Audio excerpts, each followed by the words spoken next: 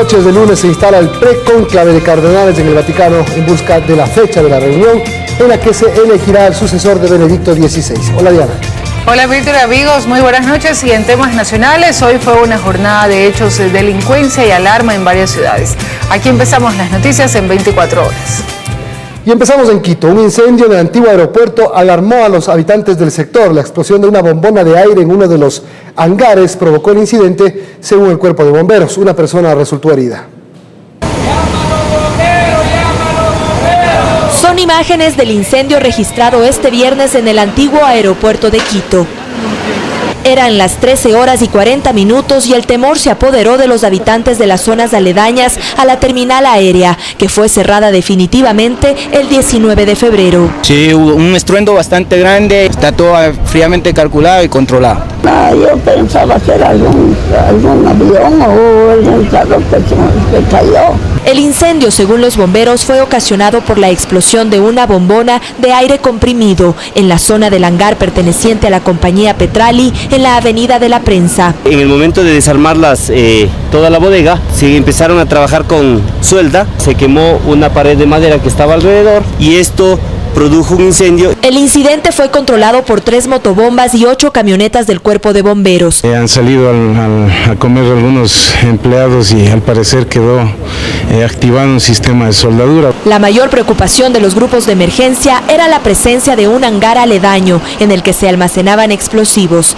Estos eran utilizados por las empresas petroleras que antes operaban en la antigua terminal aérea, pero afortunadamente no se presentó ninguna dificultad. Además, no se registraron víctimas que lamentar, pero sí un herido que fue atendido de inmediato. Al momento la zona está aislada hasta que se garantice que no existe el riesgo de una nueva explosión. En Quito, Ana María Cañizares, 24 horas.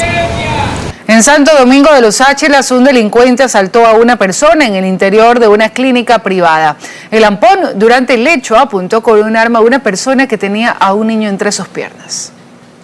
El delincuente llega hasta su víctima y sin importarle que había un niño de 2 años, le apunta al padre de frente. El resto de testigos sale despavorido y la víctima se para con la intención de huir de la escena, pero no pudo.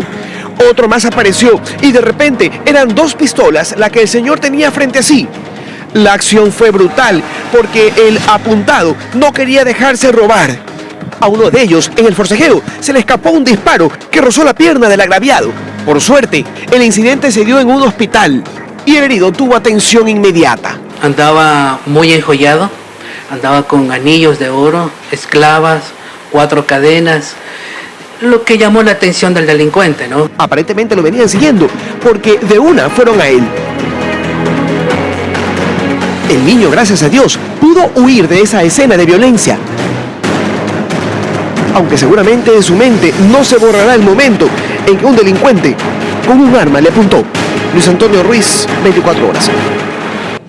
La policía antinarcóticos halló media tonelada de droga oculta en un bar del sur de Guayaquil. Cerca del lugar fueron encontrados 12 agentes de la policía judicial quienes fueron llevados a la fiscalía a rendir versión.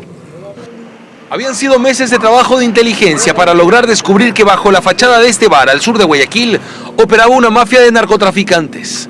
Planificado el operativo, esta madrugada, agentes de inteligencia y con la presencia de la fiscal de la unidad antidelincuencial armaron la incursión. Entraron, pero solo encontraron estas 15 maletas listas y embaladas con casi 450 bloques con cocaína. A unas calles fueron interceptados 12 agentes de la policía judicial cuya presencia en el lugar levantó sospechas. No hay detenidos, hay personas que estuvieron presentes y entonces se les está tomando la versión pertinente. En la policía judicial, la comparecencia de los agentes ante la fiscal se manejó con hermetismo. Se ha abierto una indagación que pueda determinar qué estaban haciendo allí, cerca del sitio del allanamiento. Y aquí en el sector de la Ciudadela, Cobién, si bien los vecinos ubican al propietario de este bar, La Cabaña, no lo pueden identificar por su nombre. Al momento del operativo donde se descubrió la droga, el bar no estaba atendiendo. Bulla no, música tampoco nos escuchaban, pensábamos que era un restaurante. Dentro del bar todas las facturas identifican a Clever Sánchez como supuesto propietario del local.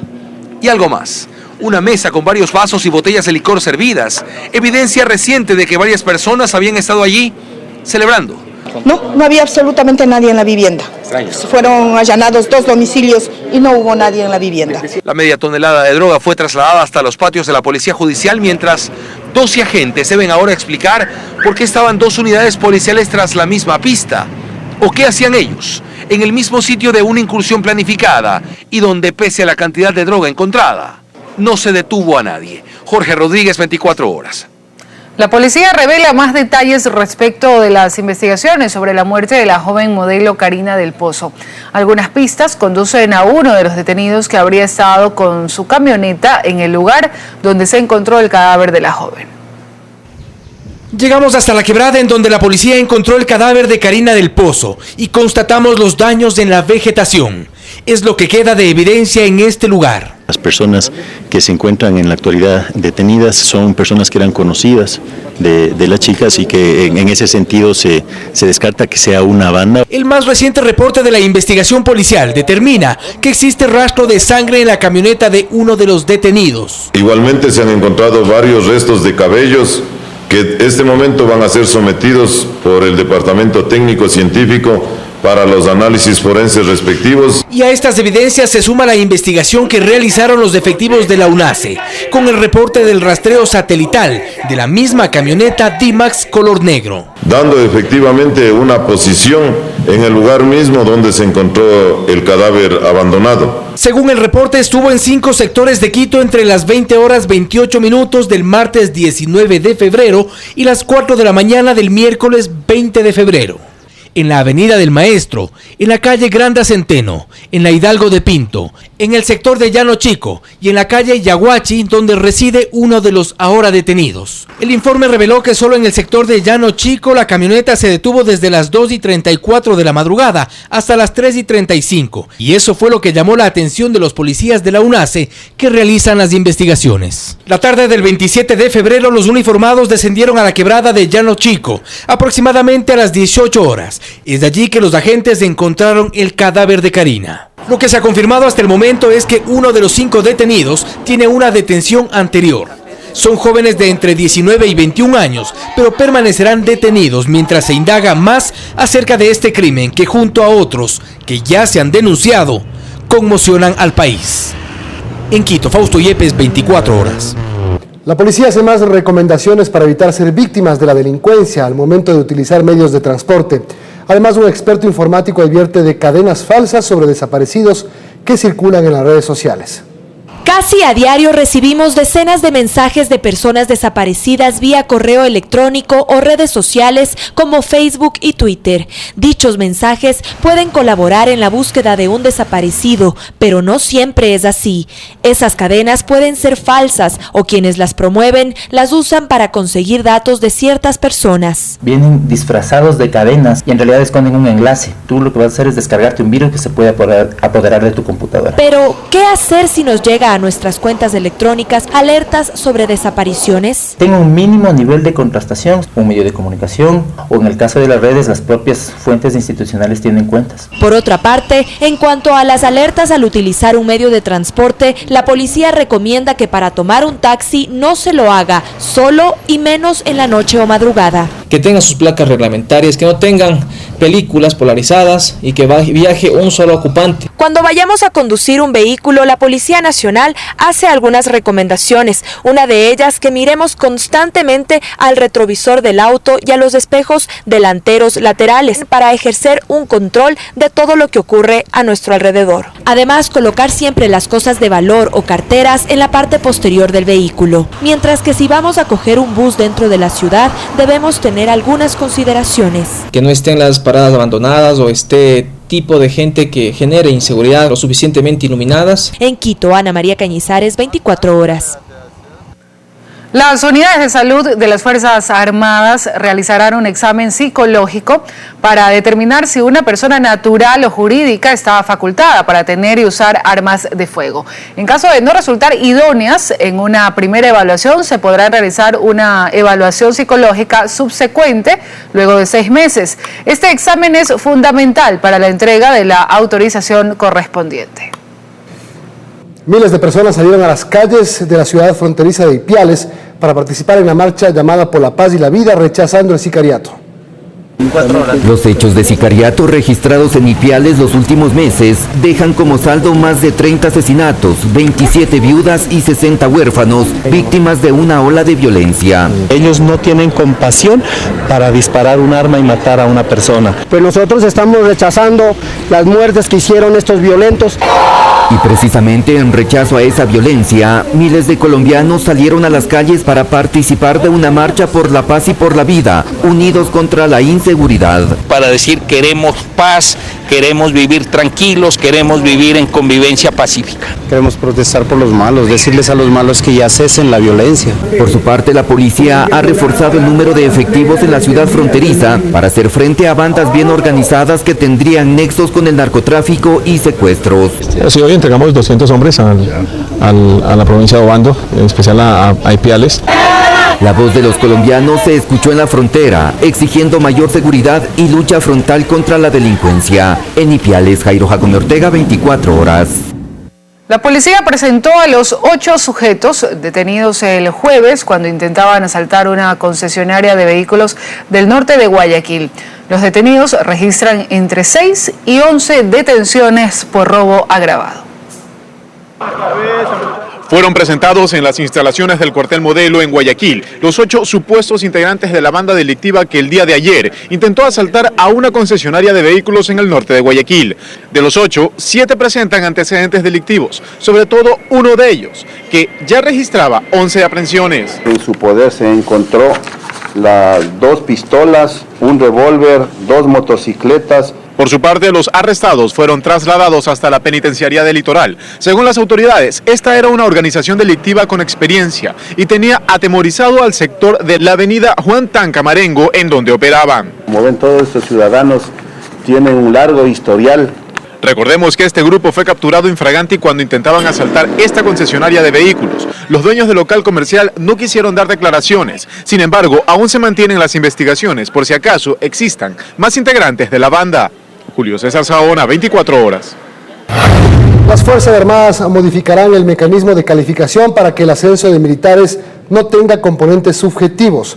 Así lo informó la ministra de Defensa en medio de la polémica por el eventual ascenso de 3 coroneles que no calificaron. En medio de botas policiales que desfilaron hoy por los 75 años de profesionalización de la policía, la ministra de Defensa anunció que en los próximos días estará lista una reforma al sistema de calificación para el ascenso de oficiales militares. Estamos trabajando ahora en mejorar, optimizar los sistemas de calificación para evitar discrecionalidad y miradas subjetivas. Esto lo dijo la ministra en medio de la polémica desatada en la cúpula del Ejército, con 2 bajas de generales en menos de 15 días por el eventual ascenso de estos 3 coroneles que no calificaron. El excomandante del Ejército hizo pública su inconformidad, pero la renuncia del general Narváez no tiene nada que ver con este tema, aclaró la ministra. Que tiene que ver evidentemente con los temas de carrera y las opciones personales de la alta oficialidad del Ejército. Y reitera que el ascenso de los coroneles se cumplirá en atención a las leyes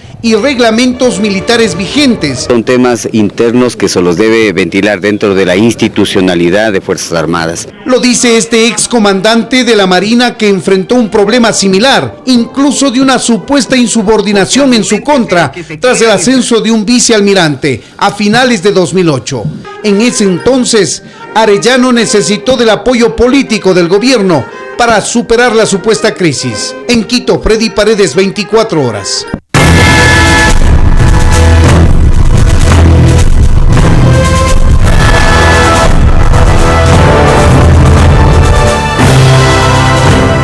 El próximo lunes iniciarán las reuniones previas al cónclave, en donde se elegirá al sucesor de Benedicto XVI, quien ya vivió su primer día como peregrino en el Palacio de Castel Gandolfo. La Iglesia Católica está sin papa y las tareas de la Santa Sede están en manos del cardenal camarlengo Tarcisio Bertone, el mismo que se encargará de citar al cónclave. Los cardenales alrededor del mundo ya recibieron la convocatoria para las reuniones que comenzarán el lunes.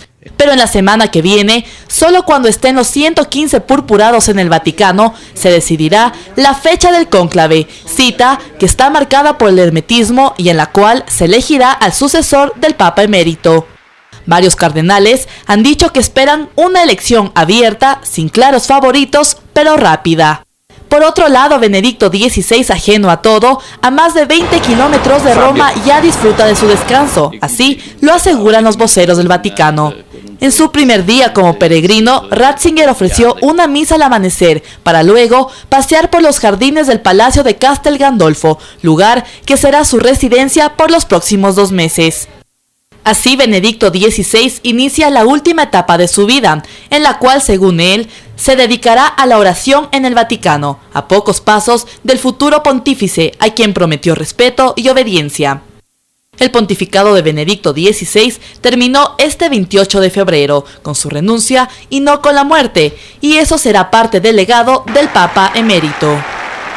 Estefanía Garrido, 24 horas.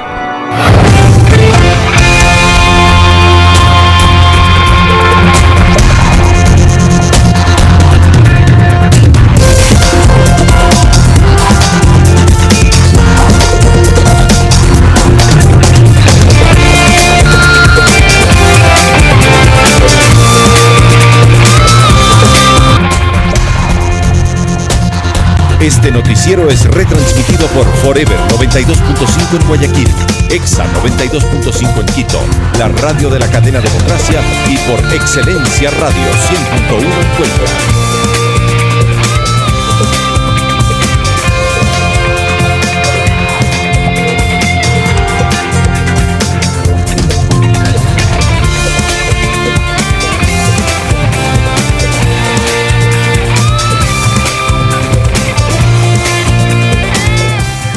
Más noticias, un ecuatoriano fue asesinado a sangre fría en un intento de robo a su domicilio. Ocurrió en una localidad de Nueva Jersey, en los Estados Unidos. Tenemos un informe de nuestra cadena aliada Univisión, Canal 41. Abrazada a su bebé de 4 meses, que es lo único que le ha quedado, esta joven madre ecuatoriana fija su mirada en el piso donde su esposo, Luis Brian Álvarez, de 26 años, cayó moribundo cerca de la cuna donde dormía su niño, tras haber sido asesinado de un tiro en el corazón disparado por un desconocido. Cuando yo me salí, él ya estaba acostado en la playa grande. Él pasó y él cayó encima de cama, después cayó en el piso, pero de ahí yo quería salvar a él, pero ya no pude. Eran las 9 de la noche del martes 26 de febrero. El sospechoso de la raza negra buscaba dinero. Tocó 2 veces a la puerta de la vivienda ubicada en el 222 de la calle Fulton en Trenton, New Jersey. La víctima no abrió. Su primo Luis Álvarez cuenta qué pasó después. Cuando alzó la cortina, el agresor le pidió la plata de afuera. Le pidió que le diera la plata. Entonces el muchacho se negó y soltó la cortina, más o menos él se dio la vuelta, entonces cuando él se dio la vuelta, él le disparó. Brian Álvarez, padre también de una niña de 8 años que se encuentra en el Ecuador, trabajaba en la construcción, llevaba 5 años viviendo en el país. La familia espera obtener la ayuda económica que las autoridades de New Jersey facilitan a las víctimas de crímenes. La policía ha dicho que revisará las cámaras que pudieran haber en el vecindario en busca de pistas. Los familiares de la víctima nos dijeron que él se pasó una semana sin ir a trabajar y el día que lo hizo ocurrió el ataque. Su cuerpo será llevado para el Ecuador, pero tendrá que esperar por el desarrollo de las investigaciones. Hasta ahora nadie ha sido arrestado. En Trenton, New Jersey, Rolman Vergara, Noticias, Univisión 41. Los estudiantes del Colegio Central Técnico suspendidos por participar en una manifestación el pasado viernes continúan presentando pruebas de descargo. El presidente Correa reiteró que deben asumir su responsabilidad. Con papeles en mano llegan hasta el Colegio Central Técnico de Quito los estudiantes que presuntamente participaron en los incidentes registrados hace 8 días. Y es que hasta el lunes los implicados deberán presentar las pruebas de descargo en el rectorado. Certificados de los licenciados que entré a clases, que me han visto aquí adentro. 98 estudiantes son los presuntos involucrados en el hecho. 12 de ellos permanecen en el centro de detención provisional y 86 están suspendidos. Una vez que todos los estudiantes presenten estos certificados, deberán acercarse la próxima semana con sus respectivos abogados para seguir adelante con el proceso. 3 días después me llaman a declarar una declaración. Tengo que esperar 8 días para ver las sanciones. Los padres de familia de los estudiantes detenidos están preocupados por las condiciones en las que se encuentran sus hijos. Me voy, mi hijo, le digo así, me dijo, mami, olvídese de mí, adiós, mi hijo. Y de eso, imagínese, ¿qué voy a poder dormir? Pese a esto, el presidente Correa asegura que los estudiantes deberán asumir sus responsabilidades. Y hoy quieren superar todo con disculpas. Tenemos que aprender a asumir nuestra responsabilidad. Se les inició ya un proceso penal por el tipo de rebelión. ¿Quién es el líder en este caso? ¿Quién fue el líder? Nadie. La audiencia para abogar por la sustitución de la prisión preventiva se realizará el 15 de marzo a las 9:30 de la mañana. Andrea Romero, 24 horas. La normativa que fija precios referenciales ya se publicó en el registro oficial, pero aún falta hacer la tabla de costos. Autoridades de control iniciaron operativos en los mercados de Quito para informar a los comerciantes y consultarles sobre los precios actuales. Aún no existe listado de precios referenciales para los 46 productos de origen animal y vegetal que constan en el decreto del gobierno. Sin embargo, la Intendencia de Policía de Pichincha inició ya los primeros operativos, pero no de control. Estamos tomando datos y también sacando una lista referencial hasta que se cumplan los 90 días que dice el decreto. La autoridad encargada del cumplimiento hizo un recorrido informativo en el que no solo conversó con los comerciantes sobre los alcances de la normativa, también verificó la exactitud de pesos y balanzas a la hora de la venta. Si no, ustedes están perjudicando al consumidor. Sí es importante que no dejen que suban los precios, si no, todo el mundo hace lo que le da la gana. Sin embargo, una semana después de difundido el decreto, en mercados como este aún reina el desconocimiento de la medida. Yo por lo menos ya no estoy enterada, no sé. El decreto ya fue publicado en el suplemento 901 del registro oficial del 27 de febrero, pero aún resta realizar las tablas de precios. Como parte del operativo, también encontraron alcohol en varios puestos. Hemos procedido al decomiso y pues posteriormente pondremos ante las autoridades competentes para que les den el destino que corresponde al licor que no cuenta con registro sanitario. Los operativos serán semanales. En Quito, María Gracia Acosta, 24 horas. En Loja se decomisaron 4 camiones con vegetales y frutas que no están de temporada en nuestro país y que ingresaron ilegalmente desde el Perú para ser comercializados, evadiendo controles y los permisos respectivos. 260 quintales de cebolla, 600 cajas de mangos y algunas frutas como coco, melones, mote, camote y ciruela son parte de los productos que ingresaron ilegalmente a la provincia de Loja por el sector Saucillo en Zapotillo y que fueron decomisados en estos 4 camiones. Una vez que se les preguntó a las personas que transportaban los vehículos que presenten la documentación de soporte, ninguno de los 2 tipos de documentación pudieron presentar y soportar. Aunque los aparentes propietarios de este cargamento defienden otra versión. Porque es producto nacional, no es peruano para que nos detengan los productos. Agrocalidad realizó las respectivas investigaciones en la zona, determinando que no existen evidencias de una reciente cosecha de ninguno de los productos retenidos, por lo tanto representan un riesgo sanitario en el país. En lo que corresponde a mango, la presencia de falso piojo blanco. En lo que corresponde a cebolla tenemos la presencia de trip, tenemos que para melón tiene la presencia de fusarium. Se presume que los productos vienen desde el Perú y se prevé sanciones para los 2 detenidos hasta el momento. De una manera general le podemos decir que cada vehículo tiene que pagar aproximadamente una multa de alrededor de $2.500. En Loja, María del Rocío Coronel, 24 horas. Según un proyecto de reforma al Código de la Niñez, los abuelos mayores de 65 años o que padezcan alguna enfermedad catastrófica no serán privados de su libertad por pensiones alimenticias. Esto ha generado diferentes reacciones. Para doña Matilde, es un alivio el proyecto de reforma a la ley del Código Orgánico de la Niñez y Adolescencia, que establece que no pueden ser privados de libertad personas que sean mayores de 65 años, que padezcan enfermedades catastróficas o discapacidad por pensiones alimenticias. Para esta mujer de 67 años, que su hijo adeuda estos rubros, es un peso menos que se quita de encima. Lo que no estoy de acuerdo es de que los padres paguen las consecuencias de los hijos. Sin embargo, ante esta decisión del Parlamento existen opiniones divididas. Es el caso de Andrés, que asegura que si llegara a faltar a su familia, la ley debe buscar de qué manera deberían sobrevivir en su hogar. La verdad es que yo también tengo un hijo. Y si mi hermana estaría prófugo, ¿quién da para mi hijo? Pero para este experto en la materia, las cosas van más allá de los jueces o asambleístas. Asegura que debería existir algo más equitativo a la hora de plantear normas. Que los señores congresistas que están allí elaboran leyes absurdas, muchos de ellos no saben ni siquiera qué es norma, qué es ley. Tiene que ir gente entendida en materia. Buscamos las versiones de los jueces competentes en este tema. Sin embargo, no nos quisieron dar declaraciones. Julio César Saona, 24 horas. Y hay nuevas reglas para el arrendador y los arrendatarios. La Asamblea aprobó en segundo debate reformas a la ley de inquilinato y ahora falta el ejecútese de la Presidencia de la República. Veamos cuáles son las reformas aprobadas. El proyecto de ley establece que el dueño del inmueble ya no recibirá la garantía. El dinero será entregado a una oficina de registro de arrendamientos que deberá ser creada por los gobiernos municipales. Cuando finalice el contrato, el dinero será devuelto siempre que haya un acuerdo entre las partes. ¿Qué pasa si es que no están de acuerdo? Ese es el problema. Caso contrario, ¿no es cierto?, se determinan los daños y se procede a descontar el valor de la reparación. Con esta medida se busca evitar que el arrendador cometa abusos al elevar los costos de las reparaciones o que el arrendatario viva en el inmueble sin pagar los últimos meses antes de irse. Vamos a ver que ahora los inquilinos seguramente cuidarán mejor el inmueble que arriendan. La Oficina de Registro de Arrendamientos también será la encargada de establecer el monto máximo de arriendo.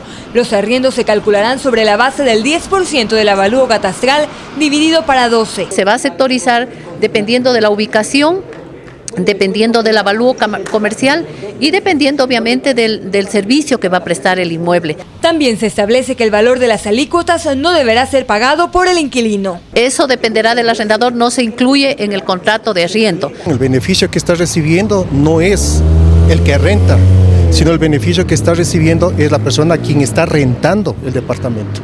Consecuentemente, él debería asumir la alícuota. Si el arrendatario no paga 2 meses de arriendo, se dará por terminado el contrato. Lo mismo sucederá si no cancela alguno de los servicios básicos. En caso de que el inquilino viva más de 15 años en el inmueble arrendado, ya no podrá demandar la prescripción del dominio. No, ahora puede estar 15 años, que eso no le significa derecho a una propiedad. Las reformas pasarán a manos del presidente para su aprobación o veto. En Quito, Johanna Cañizares, 24 horas. En Zamora Chinchipe, 67 trabajadores despedidos por la minera Kinross cerraron la vía que conduce hasta el campamento del barrio El Zarza, como medida de hecho para exigir una liquidación justa. Cerrar el paso al tránsito de vehículos, como medida de presión para recibir atención de las autoridades, es la acción emprendida por 67 trabajadores de la empresa minera Kinross, que fueron despedidos este jueves, 28 de febrero. Fue como un baldazo de agua, ¿no?, que nos echaron. Nos despiden porque no han podido llegar a un acuerdo con el gobierno nacional en el tema de la firma del contrato para la explotación. En este momento las actividades son más técnicas. Esa es la razón principal por la cual se dio la desvinculación. En un campamento improvisado, en un punto de la vía Los Encuentros El Zarza, controlan el ingreso de provisiones para la empresa minera, mientras reclaman una liquidación justa. El 100% es lo que dan el Código de Trabajo. Sin embargo, manifiestan su descontento debido a que tras el despido, se quedaron sin ninguna fuente de ingresos para afrontar sus deudas. No tendré los medios económicos, no tengo un trabajo donde yo ampararme. Hoy dicen sentirse traicionados por los directivos de la empresa minera y aseguran que la medida es una represalia por pretender conformar un sindicato de trabajadores. Como gobierno pues nos puedan solucionar estos problemas. Hoy estamos desempleados. Nosotros estamos cumpliendo con todos los parámetros que la ley laboral requiere. En Zamora Chinchipe, Richard Chamba Ortega, 24 horas. El canciller Ricardo Patiño ratificó que el gobierno ecuatoriano desestimará la resolución del Tribunal de Arbitraje de La Haya que lo condena a suspender la ejecución de la sentencia dictada contra la petrolera Chevron. Patiño calificó como gravísimo e inaceptable el pronunciamiento del Tribunal de La Haya, puntualizando que sería un contrasentido que el régimen se preste para invalidar un fallo del máximo Tribunal de Justicia del Ecuador. Le agradezco. El Tribunal de Arbitraje le pide al Estado ecuatoriano, acepta, en primer lugar, nosotros decimos que es inaceptable que siquiera asuma competencia sobre el tema, porque lo están haciendo en base al Tratado Bilateral de Protección de Inversiones de 1997, cuando la empresa Chevron se fue entre el 92 y el 93 del país. El Consejo Nacional Electoral proclamó hoy los resultados de las elecciones presidenciales del 17 de febrero. Tras el conteo oficial se confirmó que el presidente Rafael Correa alcanzó el 57,17% de votos válidos. Los resultados se difundieron cuando el mandatario visitaba el proyecto multipropósito Daubín en la zona de Balsar, en Guayas, a un costo de $200 millones. La obra dotará agua a unas 200.000 hectáreas de 11 cantones del Guayas y Los Ríos. El trámite para que la Asamblea Nacional gestione la pertenencia de la Concordia quedará para mayo, cuando se posesionen los nuevos legisladores, según el anuncio del presidente del organismo, Fernando Cordero. El funcionario aseguró que cuando se posesione la nueva Asamblea, entonces los legisladores de Movimiento País ratificarán la pertenencia de la Concordia a la provincia de Santo Domingo de los Áchilas, sin tener que depender de los votos comodines. La aerolínea estatal TAME incorporó a su flota un nuevo avión Airbus A320 que cubrirá las rutas Bogotá y Caracas. La aeronave dispone de 150 asientos en clase económica y 12 en clase de negocios.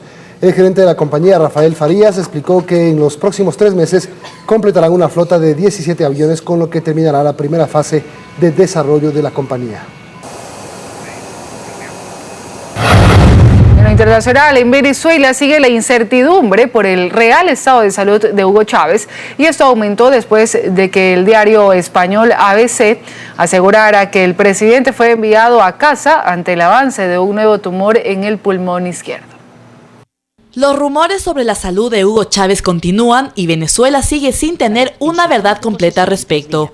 Este viernes, un rotativo español desató la incertidumbre en el país. El diario ABC informó a través de su portal web que el presidente Hugo Chávez habría sido trasladado hace varios días a su residencia en la isla de Orchila, con el fin de pasar en un entorno familiar los últimos compases de su enfermedad. Según el medio de comunicación, el traslado se lo hizo desde el Hospital Militar en Caracas, después de que el viernes una tomografía realizada al mandatario resultara muy negativa. Al parecer, la tumoración pulmonar desarrollada velozmente le afecta ya el 35% del pulmón izquierdo. Y solo horas después, el vicepresidente Nicolás Maduro respondió severamente ante tales afirmaciones. Cese el ataque contra el comandante, cesen los rumores. Basta de estar utilizando una situación que es delicada para todos para tratar de crear desestabilización. No solo fue Maduro quien defendió al presidente. El ministro de Comunicación, Ernesto Villegas, aseguró que la ofensiva creada por la oposición solo desea desestabilizar al país. Dejen quieto al que está quieto, dejen quieto al pueblo venezolano. El oficialismo, la oposición y diferentes medios de comunicación tienen distintas versiones del estado de salud de Chávez. Sin embargo, el gobierno asegura que él está en un tratamiento complicado, pero en proceso de recuperación.